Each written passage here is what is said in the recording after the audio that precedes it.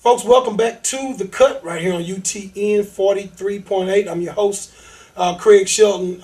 Really feeling good about preseason football getting kicked off in the NFL and feeling even better about having this group of guys along with me tonight here on the show. We got the first segment started off. Hey, it's all about Case Keenum. It's all about the Texans and that quarterback position. Is all about me and Jerome Solomon from the Houston Chronicle and ESPN 97.5 not agreeing on anything. We've never agreed on a damn thing. That's John Harris over there from 1560 Yahoo Radio. Side of town. Yeah, exactly. Acres Home in South Acres. You know what I'm saying? Just think about that, folks. So we started off talking about, we'll make it simple for you. I believe that Case Keenum should be number 2 on the Texans depth chart. Assuming we see the natural progression continue that we're seeing from training camp and early on here in the preseason. Jerome thinks the opposite. He thinks you go with the guy that has more of a resume. He doesn't think either guy is great. He's not saying either guy is horrible. I'm saying TJ Yates is horrible. But he has a more conservative approach about it that I do admit that most NFL coaches would go that route. Quick question for you. What's that? Matt Schaub twists his ankle week 3 of preseason. Mm-hmm. Can't play Monday night season opener. You want Case Keenum to start? We got a whole week to get Case ready because you said week 3 of the preseason. I'm saying he can't play that game. Who do you want? I want Case Keenum, but Richard Walker was giving us his take. I'm not moving away from this thing. Richard Walker, resident scenario. No. Resident Cowboy fan. There's a bus crash on the way to the stadium. Cowboy fans running from the bus in Case flames. can only play with one hand. Craig's gonna find a way to put Owen Daniels at quarterback before this thing's all said and done. Owen Daniels is a better option, John Harris, than TJ Yates. Let's just go there and say it. What you know what I'm saying? Found a way to bring Jane Casey back. He's the character, tight end quarterback guy. I'm sure you know some kid in college, man. You know what I mean? Richard, I'll let you finish your point you were making before we went to the break. Yeah, but I think you made a good point, Jerome, about obviously knowing a bit about the guys that you have. But you had to think that this is a team that, at least in their mind, thinks they can win the Super Bowl. You don't make it to the Super Bowl by taking calculated risks. You got to take some chances. And so I think that TJ has earned his spot on the roster mainly because of the good PR behind him, because he's the hometown boy that finally brought a playoff win to the Texans. Well, TJ Yates not. Case Keenum is our hometown. Well, no, I'm talking about from a PR perspective. You piss a lot of people off and you just get TJ out of here. I don't believe that. I think there's a concern. No, I think that's limited to you and Jerome Solomon. I care less about TJ. I think if you replace middle finger. I care less about you both wearing similar shirts. Hey, as far as I'm concerned, khakis. What the hell is this? Come on. Hey. No, I believe. No, hear me out. You respond. I believe that. I think there's a bigger wave of support for Case Keenum that has overtaken that sentimental value that TJ Yates had a couple years ago because of what he did. That's only recently, though. I think it doesn't matter. I think it may have become that recently, but it is what it is. When Garrett Kubiak came out and said these words, "I am impressed with Case Keenum's progress."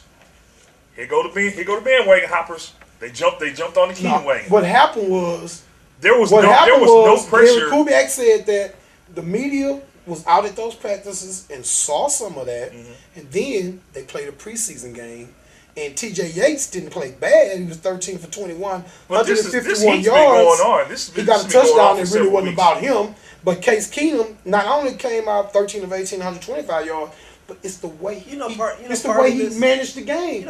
He looked more like an NFL quarterback that had his head in the ground. Case Keenum and TJ Yates looks like the early Atlanta Falcon, early Green Bay drunk Brett Favre guy. When he's on the field, he does. He doesn't. Wait a minute, when was Brett Favre not drunk? He doesn't. Favre never looked like a guy that was following the game plan. He even admitted he didn't recognize defenses even late in his career. Well, isn't that a less calculated risk then? To go with TJ Yates, you were saying that the Texans take calculated risk. So having T.J. Well, he Yates said in they there. need to. They need. No, he said I'm saying you don't win a you Super don't win Bowl the by Super sitting Bowl around by trying having to to calculate calculate. risk. Okay. So I think T.J. TJ's Yates the be more more of a wild card. TJ's the more conservative answer because you don't know a damn thing about Case Keenum.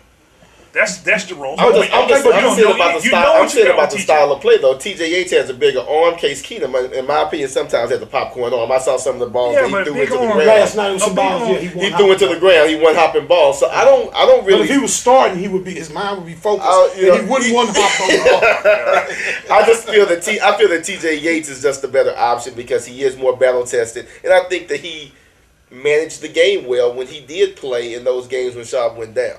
Part of the reason we're even having this debate is because there's nothing to debate with the Texans. There's no real position battle, for major starting spots. I mean, there's nothing. But no the Texans, because of the makeup of our starting quarterback, the backup quarterback debate is a real. It's not just. Well, we're not the only It's not ones a guy having this show. debate. Right. We're not the only ones in this town having debate. Everybody's been debating the backup quarterback. The fact of the matter is, if Matt Schaub goes down, we're going to be looking at 9 wins, maybe wild card. I mean, the season, the shot at a championship is going to be, less than. I The think expectations change. right.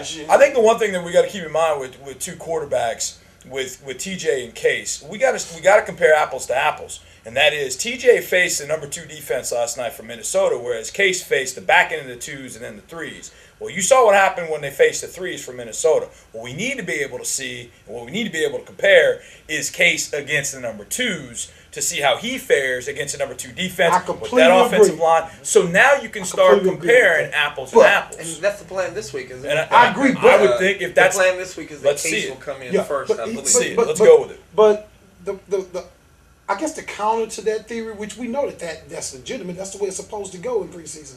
But the counter to that is we can't disregard, like Richard said, we don't know enough about Case, but we know more about TJ, and what we know about TJ is his face is not great. And then the other part of that is with Case, I think what we've seen with Case is improvement from the first year to the second year. I think that's agreeable on our terms, regardless of who you think should be the second guy. We saw a progression with TJ, whether it be preseason, reps in practice, or whatever. Jerome Solomon from the Houston Chronicle, who's not supposed to say weird things. We have not seen an improvement. As at Jerome Solomon got real things. You can't. There are Weird things. You're talking. We haven't about, seen an improvement. we haven't seen What him play. level of improvement? Well, Does he look? If you've been at practice, Jerome, does TJ Yates look better than last year? Does he look improved?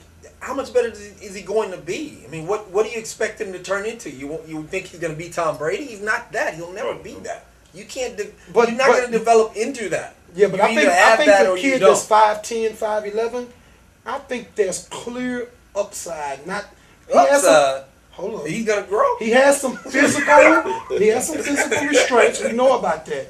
But of course, no guys around 6 feet have ever done well in this league. Drew Brees, we've never, Russell Wilson. We never seen smaller guys do well.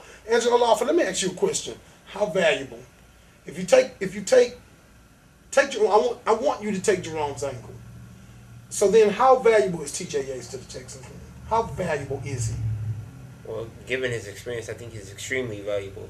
I will say though, I think where this debate got the most life was what Richard said when Kubiak had made a statement about the progression of Keenum. Mm-hmm. And then, if you can recall, last preseason, did he make that same declaration about the progression of T.J. Yates? And I think that's why this debate is as debatable as it is, because I don't think people have heard that about T.J. Yates, the progression that you say. So I think that's why we're having this debate, is because you've heard one praise and no praise for the other.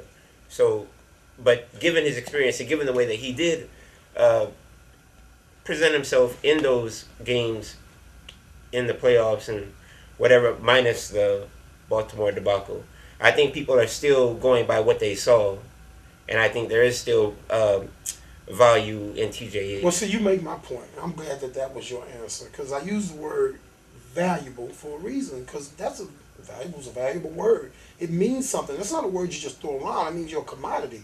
You know what I'm saying?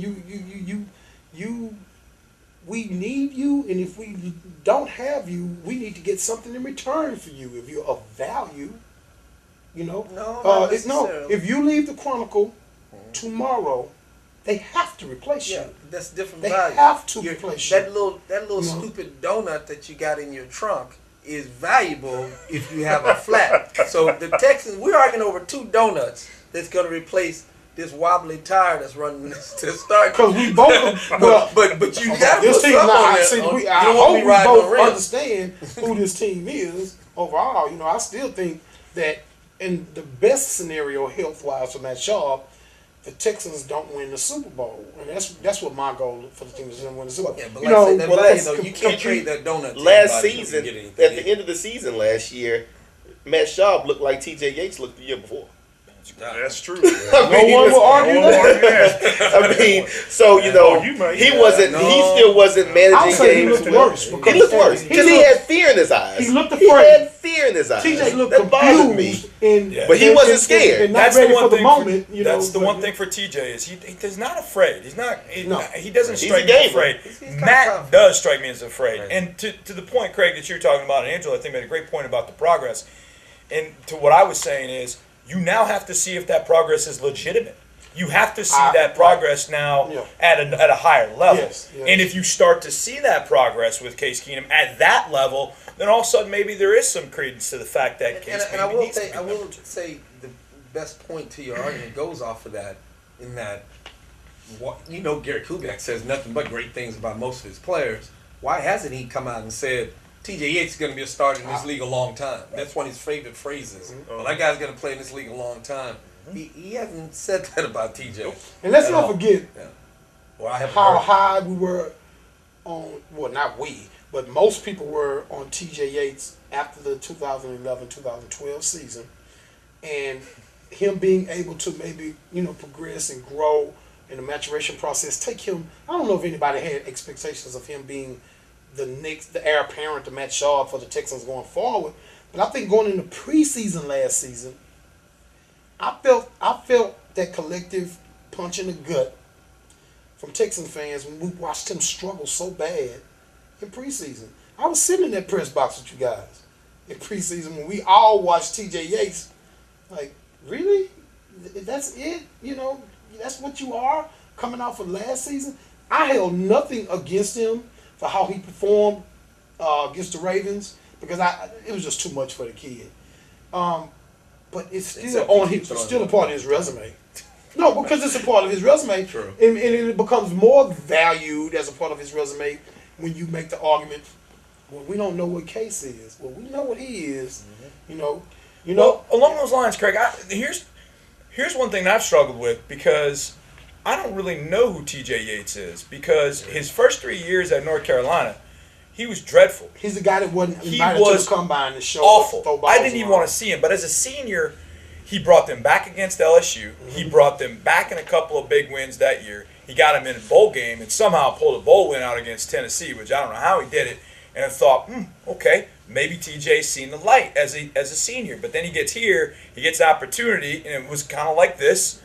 And then as a second-year guy, we didn't see that progress. So I don't know that we really know what we're getting with TJ Yates. So you think because it may be something there? 75% of his time in college, he was the quarterback I wouldn't touch. Yeah. But his senior year, well, he showed some stones in some big games when he brought them back from behind. Then he comes here, he brings them back from behind against the Bengals.